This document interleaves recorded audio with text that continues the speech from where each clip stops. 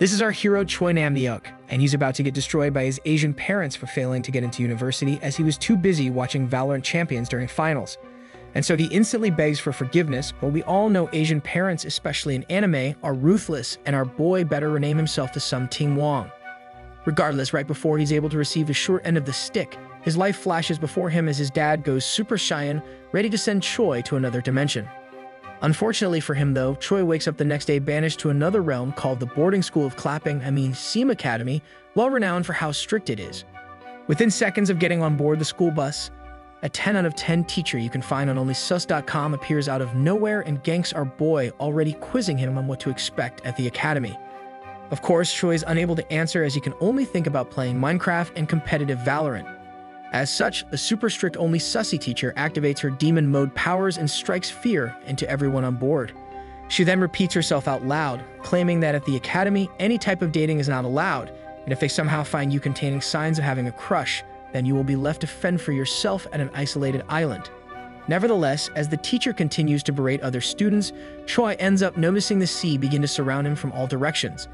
And so he begins to panic as our boy didn't realize this academy was the real deal, taking place at a totally remote island to make sure no one can escape. Upon finally arriving at the academy, our boy is quick to run into your typical anime girl with proportions larger than American Wendy's meal sizes, and let's just say Choi was fully enamored by her pyramids of Giza. This causes Choi to blush, and we can already see that he's channeling his inner sussy Baker, probably busy thinking about what he's going to do tonight while hiding in his bed. However, as he's busy stuck in the sussy dream dimension, a few of his peers yell out to watch out as a soccer ball is seen barreling towards his way. He then snaps back to reality, realizing that this could be his chance to be seen as a Chad, as he's a Manchester United fan, ready to trap the ball in front of all the girls. As such, he quickly drops his bag and heads into action, busy thinking about all the girls ready to fawn over him once he successfully traps the ball in such a graceful way. Unfortunately for him, just as he was about to do show off, he slips last second and bro experiences the #1 pain you could ever have as a dude. In an instant, all boys grab their precious Dorito chalupas in unison, looking absolutely distraught as we all know how bad it feels to get your spicy chicken tenders destroyed by a third party. So in the end, our hero falls to the ground with his mighty battering ram in retreat, whilst his crush looks on thinking that bro is such a clown. However, as none of the boys in vicinity can move due to them all feeling the weight of our boy's pain, another girl appears to become his hero.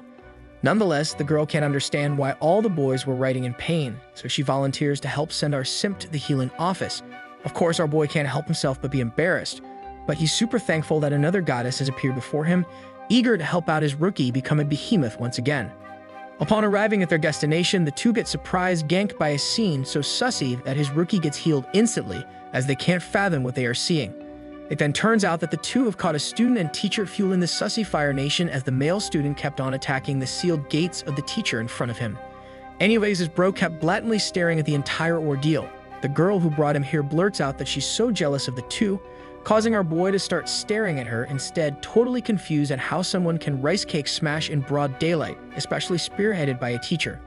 The girl then pipes up, claiming that this isn't her first time walking into something like this, so she isn't surprised, rather she's always amazed to see who ends up with who. She then continues to explain that while it is absolutely prohibited to even think about dating, you just have to get good and not get caught. Regardless, after watching for what seemed like an eternity, the teacher ends up activating her ultimate sussy jutsu to make sure her prey explodes within the next few moments. Unfortunately, or should I say fortunately for our boy, the girl notices that Choi's banana tree plantation has been expanding to its maximum capacity.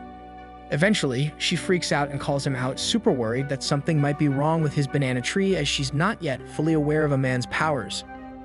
She then yells at him and orders him to remove his diamond-plated armor pants right this instant, looking like she's ready to heal whatever is needed. The girl then drops to her knees like an angel, alerting our boy to not worry if something has gone awry, as she knows basic healing skills, since she's actually a po-po preparation student. Nevertheless, our boy continually resists her seemingly innocent advances by attempting to let her know that she's got everything totally mixed up, and that his little rookie is totally fine. However, the girl insists that his life is in danger if he does not follow what she says, so she tries her hardest to mine his diamond pants right off the owner. But then the turntables turn quickly, as the two end up accidentally falling into the room where rice cake smashing was taking place, all because the girl was busy wanting to be a guardian angel. This causes Choi to fall flat on the floor with his own banana tree uncovered with the girl right in front of the soil. Meanwhile, both the student and teacher inside end up freezing together, totally in disbelief. Our boy then hurriedly re-equips his diamond-plated pants, embarrassingly yelling back at the girl that it was just a misunderstanding, but both women in the room take a quick moment and marvel at his banana tree plantation before he was able to seal it up. Moments later, after everyone is back to their non-sussy selves, the boy busy rice cake smashing earlier ends up frustratedly asking what the heck these two are doing here, and I don't even blame him for being upset. As soon as the heated bro finishes his question, the girl that brought Choi to the area quickly exits the room and waves goodbye, making an excuse that there's people waiting on her.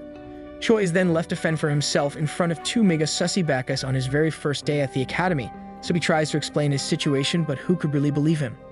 As such, the rice cake smasher bro sighs and actually face palms, unable to believe that his ultimate finishing move got interrupted by some weeb-looking newcomer. Regardless, the two boys decide to leave the room together, but as Choi leaves, a teacher makes a sussy face and tells our boy to make sure to come back whenever his rookie ever gets hurt again. Now we all know what she's trying to imply, especially in the context of very culture and action-packed anime. So bro is like, of course I will come back. Anyways, with the two boys leaving at the same time, Choi actually tries to befriend him after promising not to spill the beans, but the Chad just shrugs him off and continues on his way. We then fast forward to almost at the end of the day, where Choi finally gets to figure out his living arrangements and to see his first ever dorm experience. Upon finally making his way to the correct room, he happily opens the door, only to be unexpectedly greeted by another roommate. In an instant, Choi's smile is wiped away as he realizes that his roommate is the Chad from before, who's also not entirely excited that the new guy is the same dude that interrupted his seeds from flowering. Regardless, with the two stuck together for at least a year, they try to look past what happened today and end up introducing each other formally, where we find out our boy is actually 23 years old. Now, if you ask me personally, there's no way these guys look their age, but nonetheless, the first thing Choi asks is if his roommate Kim is dating the health teacher. Kim then replies by claiming that no one in their right mind should be dating a teacher when there's a bunch of girls their age in their prime. He then explains that rice cake smashing just happens here often, since phones and the internet is not allowed, so what else can they do other than not be a Byeongsan? Now a Byeongsan is someone that doesn't get to experience the beauty of rice cake smashing at the academy within 3 months, so Kim orders him to make sure he doesn't become one.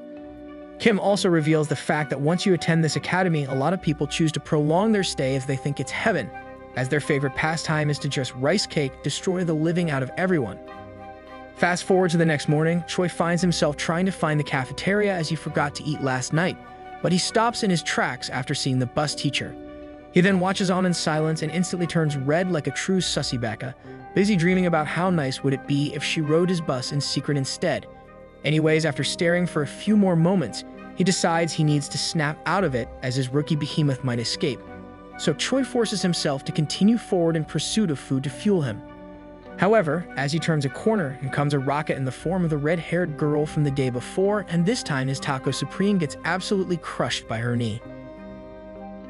Now that's 2 days in a row that his beef burrito had zero action, and instead gets absolutely smacked, so this might be a record for this type of anime where the main character loses out every time.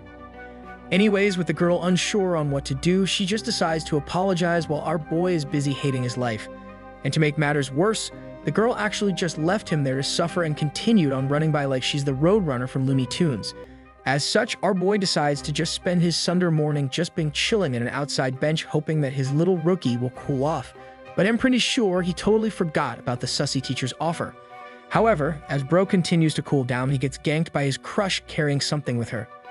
The girl then whips out bread from her bag featuring Team Rocket as she knows his banana tree will blast off once again soon enough. But then after accepting the offering for peace, Choi notices that the girl is still awkwardly standing beside him, still busy staring at him and his bread.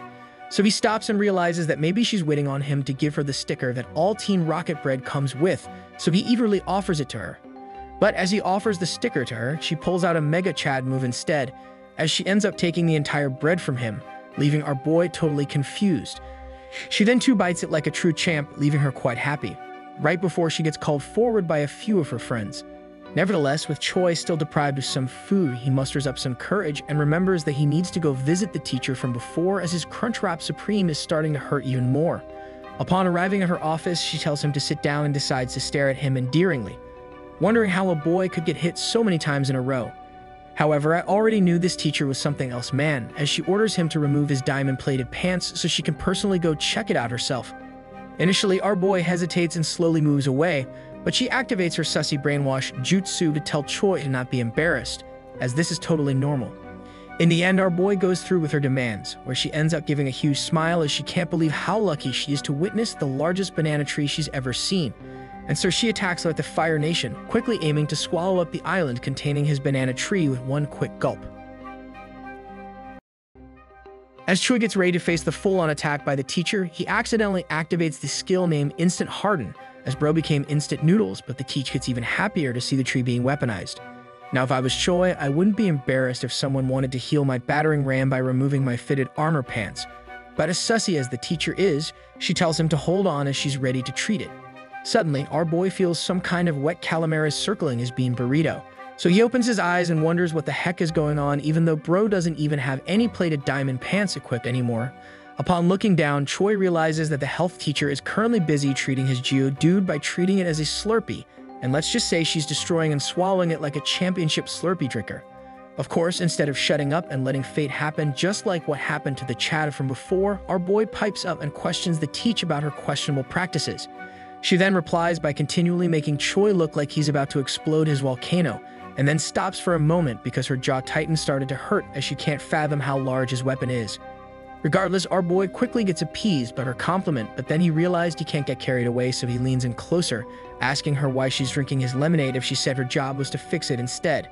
However, Miss Sussy gets absolutely angry that the boy has been asking too many questions, so she begins Harambe gripping the banana plantation tightly, ordering Choi to just enjoy the ride. As such, Choi settles down as he can't do anything but let the Fire Nation attack and take over his plantation, but at least it looks like he's in utter bliss. Unfortunately, Miss Sussy stops for a second, claiming that it's impossible to breathe because the battering ram she's trying to destroy is way too big for her gates and back door. So instead of continuing to taste all Starbucks drinks, she pulls out her secret forbidden abilities and tells our boy that it's time to wrap his bean burrito entirely with her fish rice bowl.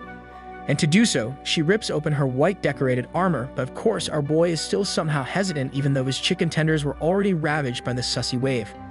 Luckily for Choi though, she gives no crap at all about his dumb remarks, so she proceeds to continue her plan she promptly named Order 69, allowing her Sussy power levels to skyrocket through the roof.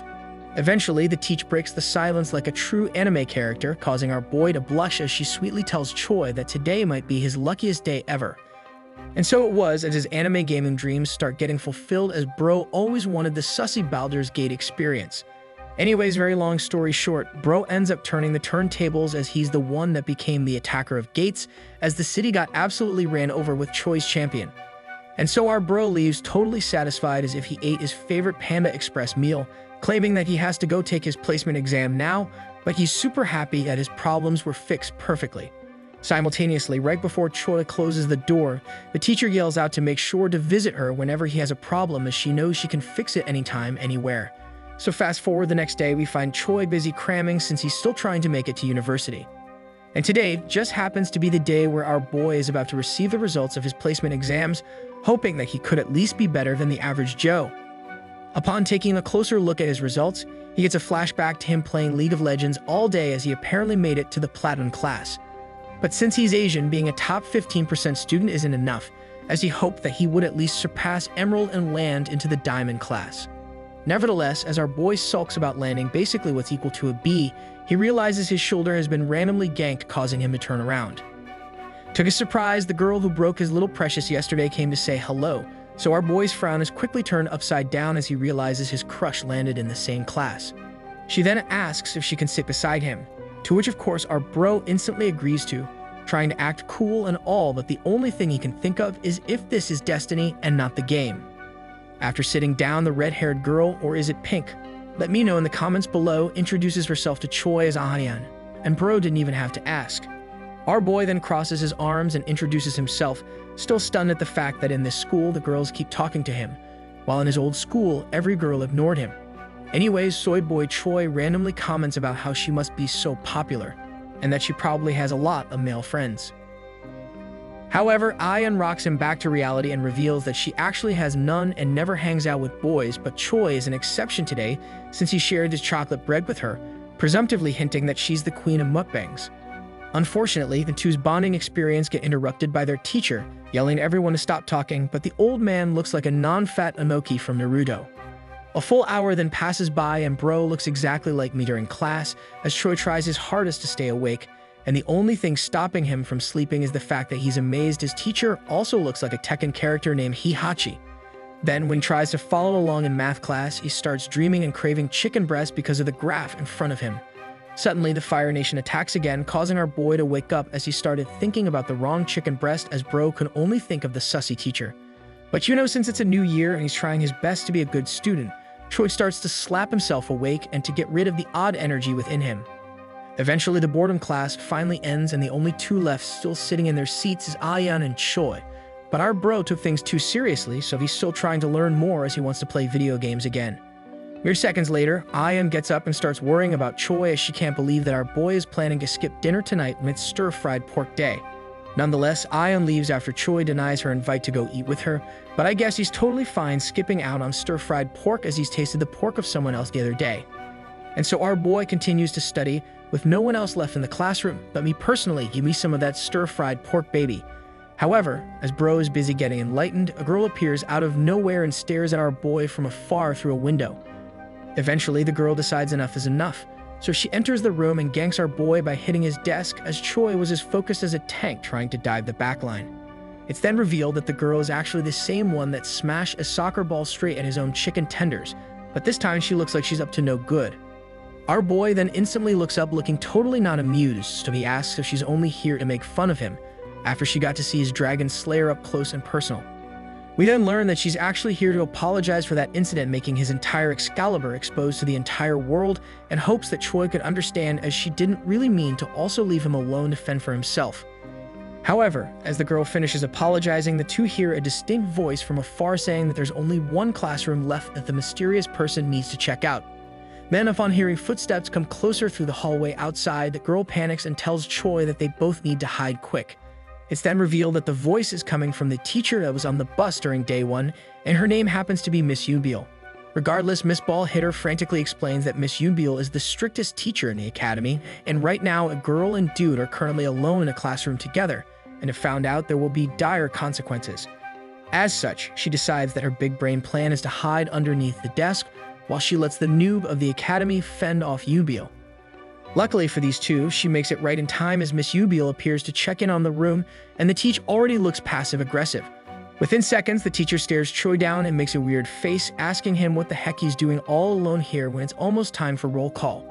Choi is then quick to reply while profusely sweating like he's about to clutch up the biggest round of his life, making an excuse that he just wants to study as he couldn't focus earlier today. Unfortunately, Miss Yoonbil stays quiet and proceeds to close the gap between her and the student, looking a little bit scary as she does so. At this point, bro's heart begins to pound faster than when it's overtime and it's match point as she's getting to the desk. Suddenly, just as he thought he was about to get kicked out of the school, a wholesome moment appears out of nowhere as she decides to pat her boy on the head, commending him for actually studying. She then continues to compliment him, while the viewers get to see a nice quick preview of what's hopefully about to come in the future, as girl slays with the skirt. Regardless, Miss Yoonbil shows her nice side and reveals the fact that she's the one that actually graded his entrance exam and was happy that he did quite well since their exams are more difficult than normal. Anyways, the two continue to chat, but then our boy realizes that he could get in serious trouble due to hair appearing underneath him. So with no other choice left and to make sure they secure the bag, Ro decides to squeeze forward to prevent Miss Yoonbil from noticing anything. Unfortunately for the girl playing hide and seek, his actions cause her to be unable to move and leaves her stuck right at his banana tree plantation level. Suddenly, things get even worse for her as Bro accidentally matures the tree as his sword decides it's time to reach its full potential, causing the girl to get surprisingly ganked. The turntables then turn, even with Miss Yoonbil leaving the room, due to the girl now remembering the day she got to uncover the behemoth that Choi was hiding. So she decides to unravel the behemoth once again, causing our boy to wonder what the heck is happening as he suddenly feels fresh, cool air invade his ender dragon. Regardless, Bro begins to hear the same words that were uttered by the health teacher, as the girl tells him to hold still like the mannequin challenge.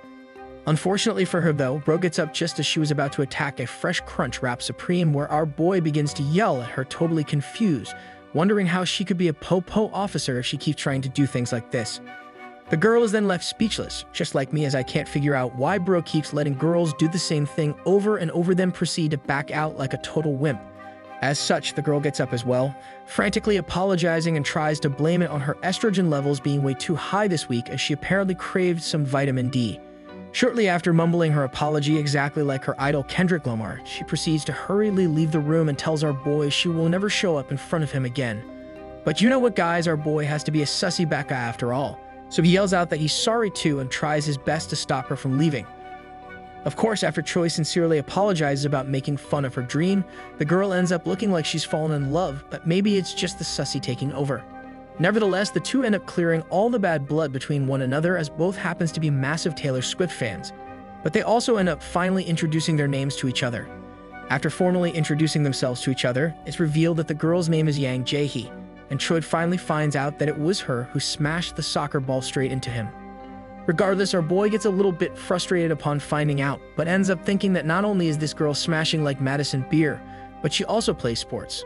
Suddenly, things go quiet as the two end up running out of things to talk about, so our bro decides to make a joke and goes, "I'm pretty huge, right?" He then follows up the charade with a Grammy-winning performance by pointing at his behemoth, whilst simultaneously asking if she wants to take a peek at Goliath again. Much to the surprise of Choi, Ji actually replies by shyly saying yes, where she also claims the fact that she's never seen such a masterful sword in her entire life. Of course, our boy was boneheaded the entire time, as he was literally joking.